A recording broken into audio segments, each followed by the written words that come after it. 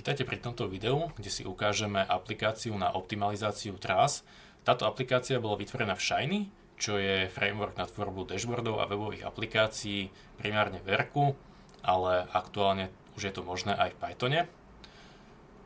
Na svojich obrazovkách vidíte už interfejs tejto aplikácie. Najpodstatnejšia časť je samozrejme táto tabuľka, ktorú musíte vyplniť, aby sa vám teda niečo zobrazilo. Môžete vyplňať manuálne, alebo pokiaľ máte nejaký zoznam, tak cez copy-paste. Bez ohľadu na to, aký spôsob si vyberete, vždy nastane geokódovanie, čiže priradenie súradníc a zobrazenie následne na mape. Veľmi dôležité je, že po zadaní adresy sa už nedá editovať, dá sa však vymazať a následne zadať nové miesto.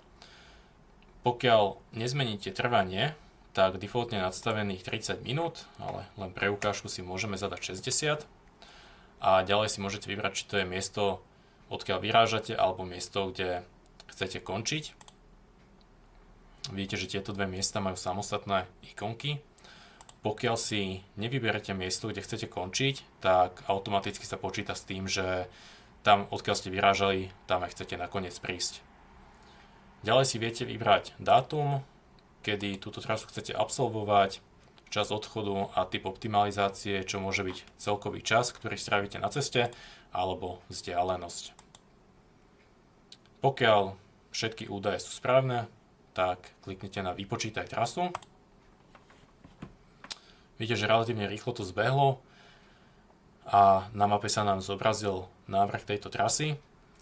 Detailnejšie informácie môžete získať buď tak, že myšou pôjdete nad niektorú z častí tejto trasy, ale oveľa pohodlnejšie je kliknúť na detaily trasy a následne sa vám ukáže tabuľka so všetkými podstatnými informáciami, ktorú si navyše môžete vyexportovať do CSV alebo do Excelu.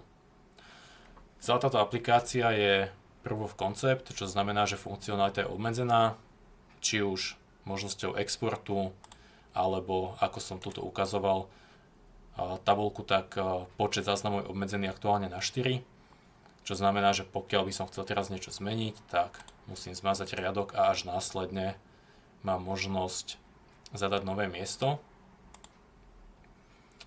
Je to kvôli šetreniu zdrojov, ale všetky také detailnejšie informácie si môžete pozrieť buď po kliknutí na tú ikonku informácií v pravom hornom rohu, alebo vám hodím do popisku videa odkaz na blog, kde idem do oveľa väčšieho detailu. Pokiaľ sa vám toto video páčilo, alebo sa vám páči táto aplikácia, budem veľmi vďačný za každý like a komentár pod videom. Určite vám aj odpoviem. A to je aktuálne odo mňa asi všetko, že vďaka a ahojte.